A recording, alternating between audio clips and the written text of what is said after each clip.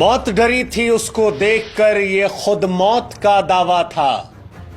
धरती को नाज था उस पर, ऐसा शेर शिवाजी का छावा था। छावा, छावा का मतलब समझते हैं आप? छावा का मतलब होता है शेर का बच्चा, और शेर के रक्त में समझौता नहीं होता। यही कहानी थी छावा की, संभाजी महाराज की। वो संभाजी महाराज जो शेर से लड़ने का दमखम रखते थे, और वो संभाजी महाराज जो दहाड़ दे तो दुश्मन मैदान छोड़कर भाग जाया करता था। वो छावा जिनकी तलवार की चमक दुश्मन को रण छोड़ने के लिए मजबूर कर दिया करती थी। वो संभाजी महाराज जो औरंगजेब के कैद में धोखे से फंस तो गए, लेकिन इसके बावजूद अपनी माटी से गद्दारी नहीं की।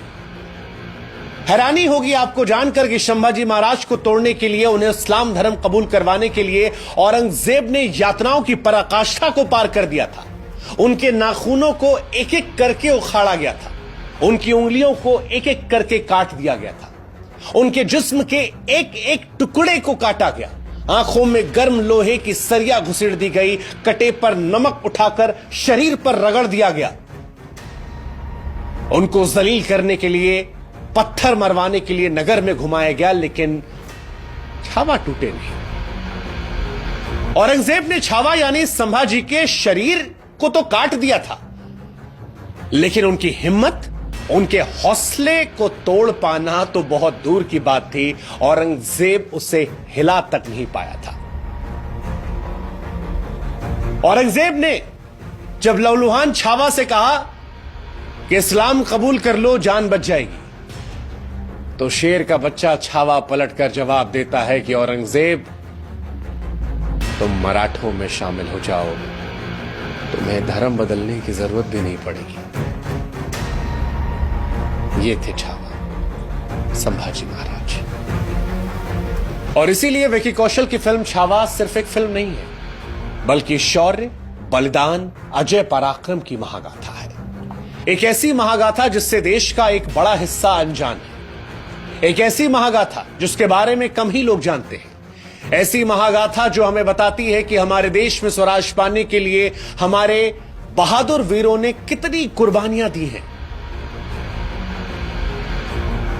यह आपको समझना पड़ेगा, और समझने के लिए आपको अपने स्कूल के दिनों में वापस जाना पड़ेगा। एक जमाने में कक्षा 5 में एक किताब आती थी, भारत की महान विभूतियां। इस किताब में भारत के तमाम महावीरों की कथाएं थी। शिवाजी का भी चैप्टर था, सिंगड़ किले को औरंगजेब से वापस लाने की लड़ाई का जिक्र था। इस चैप्टर में मराठे सिंगड़ का किला जीत जाते हैं। शिवाजी महाराज अपनी मां जीजाबाई से पूछते हैं कि औरंगजेब की सेना से लड़कर किला जीतने वाले किलेदार का क्या हुआ? तो जीजाबाई कहती हैं, गढ़ा आला पर सिंह गेला, यानी गढ़ तो आ गया लेकिन शेर चला गया। ये शेर कोई और नहीं बल्कि किलेदार तानाजी मालुसरे थे। हम में से बड़ी आबादी इनके बारे में तब जान पाई जब अजय देवगन ने फिल्म तानाजी बनाई। अब आप सोचिए जरा कि एक ऐसा योद्धा जिसने औरंगजेब को परास्त कर दिया था, सिंहगढ़ किले पर कब्जा किया था, उसके बारे में भारत के लोगों को ही मालूम नहीं था। और तानाजी अकेले नहीं है, ऐसे बहुत सारे लोग हैं। पेशवा बाजीराव को ले लीजिए। पेशवा बाजीराव बल्ला के बारे में लोगों को मालूम नहीं था। क्या आप जानते हैं कि पेशवा बाजीराव बल्लाल एक ऐसे योद्धा थे जिन्होंने अपने 40 साल के जीवन में 42 युद्ध लड़े, और उसमें से एक भी युद्ध नहीं हारे। सोचिए, जो बाजीराव अपराजय योद्धा थे, ऐसे योद्धा जिन्होंने मुगलों की नींद उड़ा रखी थी। कहा जाता है कि मुगलों को बाजीराव सपने में आते थे। सिर्फ 19-20 साल की उम्र में बाजीराव ने मुगलों के शासन वाली दिल्ली को 3 दिनों तक बंधक बना के रखा था। मुगल बादशाह की लाल किले से निकलने की हिम्मत तक नहीं हुई थी। उस बाजीराव को भी इस देश में तब जाना गया जब रणवीर सिंह की फिल्म बाजीराव मस्तानी आई। ऐसे बहुत सारे योद्धा हैं जिन इतिहास में या तो जगह नहीं दी गई, या जगह मिली तो उनका प्रचार प्रसार नहीं हुआ, पढ़ाया नहीं गया, और इसीलिए हम सब उनकी वीरता से अनजान हैं। ऐसे ही एक मर्द मराठा, संभाजी राजे शिवाजी राजे भोसले। जी हां, संभाजी छत्रपति शिवाजी महाराज के पुत्र थे। स्वराज का जो सपना छत्रपति शिवाजी महाराज ने देखा था, उसे पूरा करने का जिम्मा छत्रपति शिवाजी महाराज के बाद संभाजी ने उठाया। शेर के बच्चे को छावा कहा जाता है क्योंकि छत्रपति शिवाजी को शेर कहा जाता था, इसीलिए संभाजी छावा थे। और इसी छावा पर एक किताब आई और उसके बाद फिल्म बनी जिसका नाम है छावा। छावा के जरिए लोगों को बताने की कोशिश की गई है कि शिवाजी राजे के पुत्र संभाजी राजे कितने महान योद्धा थे। इतिहासकारों का यह मानना है कि बीते कई दशकों में छत्रपति संभाजी महाराज को बड़ी ही योजनाबद्ध तरीके से किनारे कर दिया गया, जबकि छत्रपति शिवाजी महाराज के बाद धर्म, संस्कृति और राष्ट्र की रक्षा के लिए प्राणों का बलिदान देने वाले वो वीर योद्धा थे। एक ऐसा योद्धा जिसकी वीरता का लोहा खुद औरंगजेब ने माना था।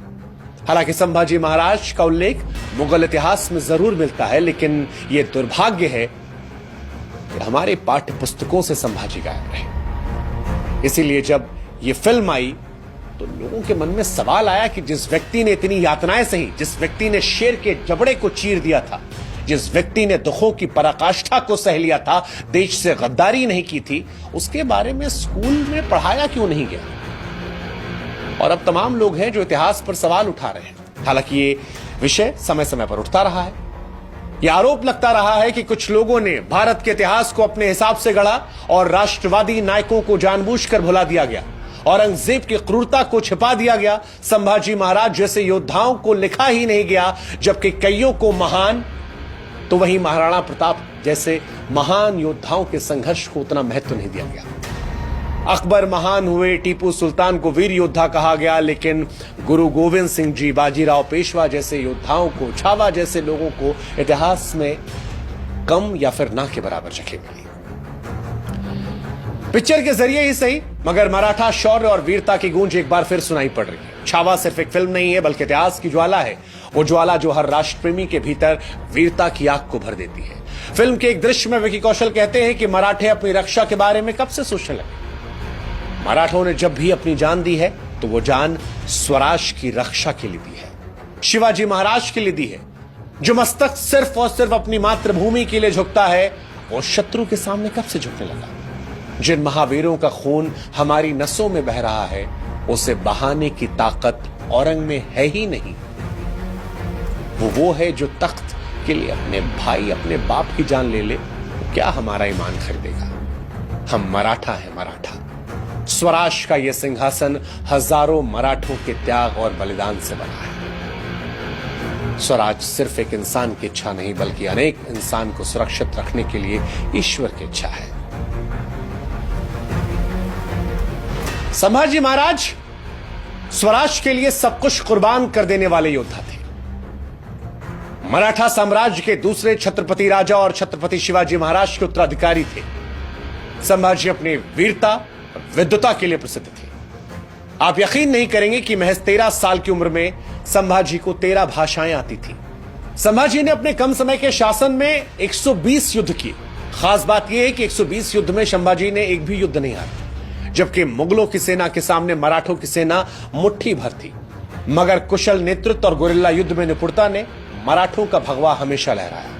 इतिहास कहता है कि संभाजी के पराक्रम से औरंगजेब इतना परेशान हो गया था कि उसने कसम खाई थी कि जब तक संभाजी राजे पकड़े नहीं जाते, तब तक वो अपने सिर पर मुकुट नहीं पहनेगा। ये बात शिवाजी सावंत के किताब और विकी कौशल की फिल्म में भी दिखाई गई है। संभाजी वीर तो थे ही, लेकिन विद्वान भी बहुत थे।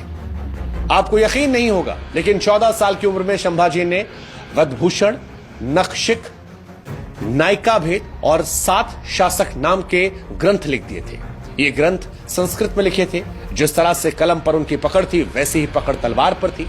उनकी तलवार अगर उठ जाए तो दुश्मनों की सेना का विध्वंस होना निश्चित था। महज 16 साल की उम्र में संभाजी ने रामनगर में अपना पहला युद्ध लड़ा था और जीत भी लिया था। साल 1675 से लेकर 76 के दौरान उन्होंने गोवा और कर्नाटक में तमाम सफल युद्ध लड़े जीते। संभाजी महाराज के इतिहास में बुरहानपुर का आक्रमण सबसे ज्यादा चर्चित रहा, क्योंकि छत्रपति बनने के बाद संभाजी का यह पहला युद्ध था। संभाजी के साथ मुट्ठी भर मराठा थे। सामने औरंगजेब की 20,000 की सेना थी, लेकिन मराठा सेना मुगलों की सेना पर भारी पड़ती है। मराठों ने खानदेश में औरंगजेब की राजधानी को लूट लिया था। खानदेश और बुरहानपुर में मुगलों को हराने के बाद संभाजी महाराज ने मैसूर पर आक्रमण किया। संभाजी महाराज ने 1681 में वोडियार राजवंश के दक्षिणी मैसूर पर आक्रमण किया। उस वक्त वोडियार वंश के राजा थे वोडियार चिक्का देव राय। संभाजी उन्हें भी हरा देते हैं। संभाजी की कूटनीति जबरदस्त थी। दरअसल उस वक्त पुर्तगाली मुगलों को व्यापार करने में मदद किया करते थे, इसलिए पुर्तगाली मुगलों को अपने क्षेत्रों से गुजरने दिया करते थे। संभाजी महाराज का यह मानना था कि अगर मुगलों को कमजोर करना है तो पुर्तगालियों के साथ उनके गठजोड़ को खत्म करना पड़ेगा और इसीलिए पुर्तगालियों पर हमला किया, उनके किले को ध्वस्त किया, पुर्तगाली खजाने हथियारों पर कब्जा किया जो मराठों की सेनाएं काम आए। अब सवाल यह उठता है कि जब संभाजी इतने वीर, बहादुर और विद्वान थे तो फिर औरंगजेब के हाथों मारे कैसे गए, कैसे वीरगति को प्राप्त हुई? इसकी कहानी भी बड़ी दिलचस्प है। दरअसल संभाजी ने मुगलों को भारत से पूरी तरह उखाड़ फेंकने के लिए एक योजना बनाई थी और इसके लिए संगमेश्वर में गुप्त बैठक की थी। इस बैठक में संभाजी के बहनोई गनोजी शिर्के भी शामिल थे। दरअसल गनोजी शिर्के को संभाजी महाराज ने वतनदारी और जहांगीरी देने से साफ इंकार कर दिया था, इसलिए वो संभाजी से बैर रखते थे मगर साथ होने का दिखावा करते थे। गणोजी ने संभाजी महाराज के साथ विश्वासघात किया और मुगल सरदार मुकर्रब खान को सूचित कर दिया कि संभाजी संगमेश्वर में है। संभाजी राजे ने अपनी बैठक में जिन गुप्त रास्तों के बारे में बताया वो केवल मराठों को मालूम थे। गणोजी ने मुकर्रब खान को गुप्त रास्तों के बारे में सब कुछ बता दिया। संभाजी को मालूम नहीं था कि उनकी योजना का पता मुगलों को लग गया है, इसलिए अपनी आधी से ज्यादा सेना को रायगढ़ भेज दिया और खुद संगमेश्वर से निकलने की तैयारी कर रहे थे। जब वो संगमेश्वर से निकल रहे थे तब तकरीबन 10,000 मुगलों के सैनिकों ने उन्हें घेर लिया, धोखे से बंदी बनाया। इसके बाद औरंगजेब ने संभाजी को अपने बंदीगृह में हर तरह की यातनाएं दी, उनके नाखून को उखाड़ा, उंगलियों को काटा, आंख में लोहे की सरिया डाली, शरीर पर नमक रगड़ दिया, इस्लाम कबूल करने के लिए उन्हें प्रताड़ित किया। लेकिन इसके बावजूद बिना गद्दारी किए इस जिंदगी को छोड़ने का फैसला छावा ने किया। विकी कौशल की फिल्म में जब यह संवाद आता है, जब छावा औरंगजेब से कहता है कि मराठाओं में तुम शामिल हो जाओ, तुम्हारी जान भी बच जाएगी और धर्म भी नहीं बदलना पड़ेगा, तो वो बताता है कि छावा की कहानी किसी एक धर्म के गुणगान की कहानी नहीं है, यह कहानी स्वराज की कहानी है। वो स्वराज जिसका सपना भारत देश के हर एक धर्म के हर एक व्यक्ति ने देखा था। लेकिन बड़ी हैरानी होती है और यह बड़ा दुर्भाग्यपूर्ण लगता है कि ऐसे योद्धाओं के बारे में हमें तब क्यों पता चलता है जब कोई फिल्म आती है या विवाद होता है। क्यों हमारी पीढ़ी को ऐसे महान हस्तियों के बारे में पढ़ाया नहीं गया? बड़ी हैरानी है। हमारी जनरेशन को इस बात की जानकारी क्यों नहीं है कि स्वराज के लिए लड़ने वाले योद्धाओं में संभाजी महाराज जैसे योद्धा थे जिन्होंने स्वराज की खातिर अपने प्राणों का बलिदान किया था, वो भी पूरी वीरता के साथ। अंतिम समय में भी जिनकी आंखों में डर नहीं था। ऐसे ही योद्धा तो भारत को भारत बनाते हैं और बताते हैं कि शास्त्रों की इस भूमि में ऐसे ऐसे योद्धा हुए हैं जिनके शस्त्र उठाते ही दुश्मनों की चाल बदल जाया करती थी। छावा सिर्फ एक कहानी नहीं है, छावा एक प्रेरणा है। छावा की कहानी अगर आपने नहीं जानी, कोई बात नहीं। उस दुर्भाग्यपूर्ण दौर में हम भी आप बड़े हुए जब इतिहास में नहीं पढ़ाया गया, लेकिन अब जब ये कहानी आई है तो हमारी आपकी भी जिम्मेदारी है इस कहानी को अधिक से अधिक लोगों तक पहुंचाने की। हमने अपना काम किया, अब आगे आपकी जिम्मेदारी है। छत्रपति शिवाजी महाराज की जय, भारत माता की जय। जय हिंद, जय भारत।